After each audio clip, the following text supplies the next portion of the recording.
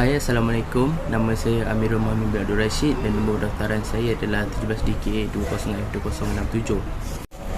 Pada video kali ini, saya dan kawan-kawan akan menerangkan kepada anda semua tentang sejarah penciptaan jam yang telah dapat kami kumpul daripada sumber-sumber tertentu dan akan kami ceritakan kepada anda semua. Sebelum itu, mari saya kenalkan tim barisan kawan-kawan saya untuk video kali ini.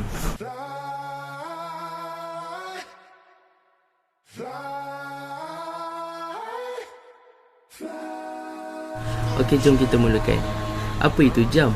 Jam adalah satu instrumen yang digunakan oleh manusia untuk mengukur masa secara tipikal, iaitu dalam jam, minit dan saat. Sebenarnya jam ni dah ada pada zaman dahulu-dahulu lagi, cuma kita je yang tak tahu. Tapi kalau kita buat research ke apa ke, kita dapat tahulah macam mana rupa jam pada zaman dahulu. Semestinya tidak sama pada zaman sekarang, sebab yang kita tahu zaman sekarang ni zaman yang moden, yang canggih. So pada video kali ini kami akan tekankan kepada jam-jam yang wujud pada zaman-zaman dahulu. Jadi bahagian itu nanti kawan-kawan saya akan terangkan kepada anda. Okey. Ada beberapa manfaat jam yang boleh digunakan oleh manusia, iaitu manfaat yang pertama adalah sebagai penunjuk waktu.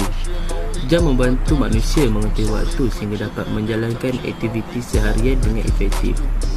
Jam menunjukkan waktu dengan konsisten juga mudah dibaca, seperti contohnya 1 jam, 2 jam, 3 jam dan sebagainya. Manfaat yang kedua adalah konsistensi waktu. Dengan adanya jam, manusia dapat mengetahui waktu dengan konsisten yang sama di seluruh dunia. Seperti contoh 1 jam di Indonesia bersamaan 60 minit, maka waktu 1 jam di negara lain juga 60 minit. Yang terakhir adalah pengingat waktu, ataupun dalam bahasa yang kita faham, dalam istilah yang kita faham adalah penggera, alam. Kita boleh menggunakan jam sebagai alat penggera untuk membantu kita membuat sesuatu perkara yang telah ditetapkan masanya. Jadi di situ juga akan dapat membentuk khasiat diri, iaitu disiplin dan juga bertanggungjawab. Seperti contohnya jika kita ada sesuatu kerja yang perlu dilakukan dan perlu dihantar pada waktu yang telah ditetapkan, kita boleh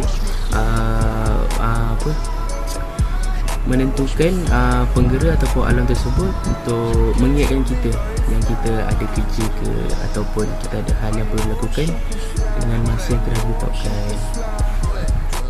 Jadi seterusnya video ini akan saya sambungkan kepada kawan-kawan yang akan menerangkan tentang sejarah jam pada zaman dahulu. Jadi jom kita tengok. Hai, Assalamualaikum. Nama saya Muhammad Saleh Ridwan bin Muhammad Syukri. Nama matrik saya 17 DKA 20F2009. Okey, saya akan menerangkan dan membincangkan tentang jam air. Okey, jam air adalah antara pengawas waktu yang paling awal yang tidak bergantung kepada pemerhatian badan angkasa. Yang kedua, salah satu yang tertua ditemui di makam Amenhotep yang dikebumikan kira-kira 1500 Masihi. Kemudian dipanggil Clepsydras atau nama lainnya ialah pencuri air oleh orang Yunani yang mula menggunakannya sekitar 325 Masihi. Ini adalah kapal batu dengan sisi licin yang membolehkan air menetes kadar yang hampir berterusan dari lubang kecil berhampiran bahagian bawah. Bahagian bawah benda lah tu lah. Okey. Yang ketiga ialah Clepsydras. Ialah bekas silinder atau sesuatu yang berbentuk mangkuk yang direka untuk perlahan-lahan mengisi air masuk kepada kadar yang tetap.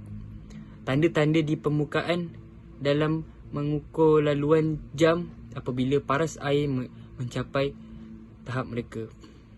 Jam-jam ini digunakan untuk menentukan jam pada waktu malam, tetapi ia mungkin telah digunakan di siang hari juga. Versi lain terdiri daripada mangkuk logam dengan lubang di bahagian bawah. Mangkuk akan mengisi dan tenggelam dalam masa tertentu apabila diletakkan di dalam bekas air. Ini masih digunakan di Afrika Utara pada abad ke-21. Okey, gambar di atas adalah gambar contoh jam air tersebutlah. Ya, ini adalah gambar jam gajah ciptaan Al-Jazari. Alright, sekian, terima kasih. Assalamualaikum warahmatullahi wabarakatuh. Nama saya Nur Aidil Hakim bin Muhammad Nur. Nombor metrik 17 DKA 20F2035. Saya akan membincangkan mengenai jam matahari. Ini adalah sejenis instrumen yang diciptakan untuk mengukur peredaran masa melalui pergerakan matahari. Perwakilan grafik jam Inggeris ini akan dibuat daripada bayangan yang dihasilkan oleh stiletto yang dikenali dengan gnomon. Untuk mengetahui bagaimana masa berlalu sepanjang hari, persembahan dibuat di atas meja di mana markah yang berbeza dicatatkan. Bayangan gaya di mana sempena matahari yang dikumpulkan di permukaan yang rata atau berbentuk silinder. Dalam kes ini, kita dapati orang-orang Mesir Purba pada abad ke-50 Masihi sudah mula membelah malam dan siang dalam bahagian yang sama. Pembahagian siang dan malam menjadi bahagian yang sama dilakukan melalui penampilan bintang-bintang tertentu. Ini adalah bagaimana mereka dapat berfikir dan merancang cara berbeza untuk mengetahui peredaran masa. Assalamualaikum dan selamat sejahtera. Nama saya Raja Ali bin Raja Muhammad. Nombor pendaftaran saya 17 DKA 20F2057. Hari ini saya ingin menceritakan tentang sejarah penciptaan jam pasir.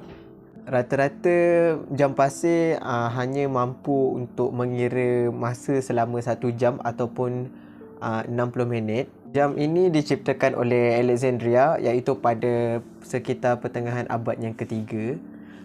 Pada waktu tersebut, mereka membawa jam pasir ke mana-mana, sama seperti waktu kita sekarang, waktu moden ni, seperti jam tangan.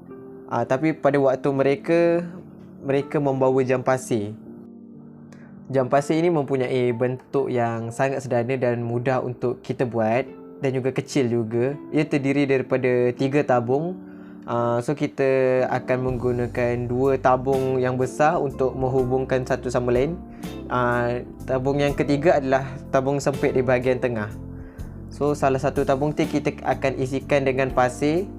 Tapi selalunya pasir akan diletakkan di bahagian bawah. So sekiranya kita menggunakan jam pasir tersebut, kita akan terbalikkan jam pasir tersebut kerana jam pasir tersebut boleh diterbalikkan 180 darjah. Jadi selepas kita menterbalikkan jam pasir tersebut, jam itu akan mengira dengan sendirinya dengan pengaturan pasir yang turun sedikit dan juga teratur. So kita akan mendapatkan masa selama 60 minit ataupun 1 jam. So sekiranya untuk kita mengira masa lagi 1 jam setelah pasir itu habis, kita akan menterbalikkan sekali lagi jam pasir tersebut. Seiring dengan perkembangan teknologi manusia, jam juga mengalami perkembangan evolusi dari masa ke semasa.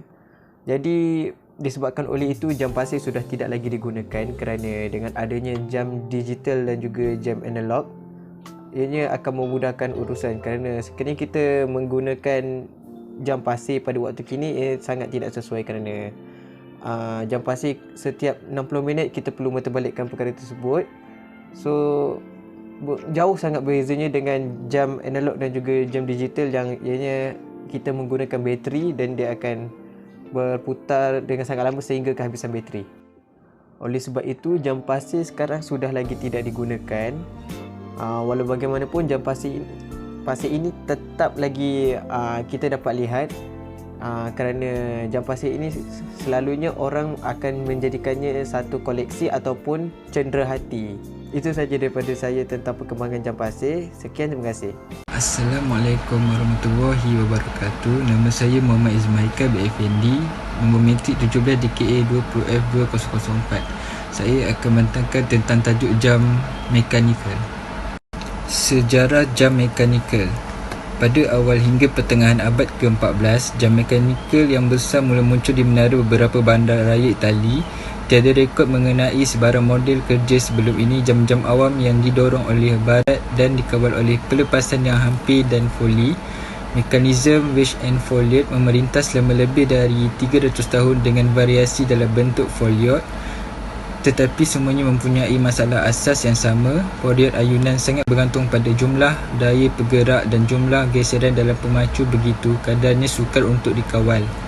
Seterusnya, apa itu jam mekanikal?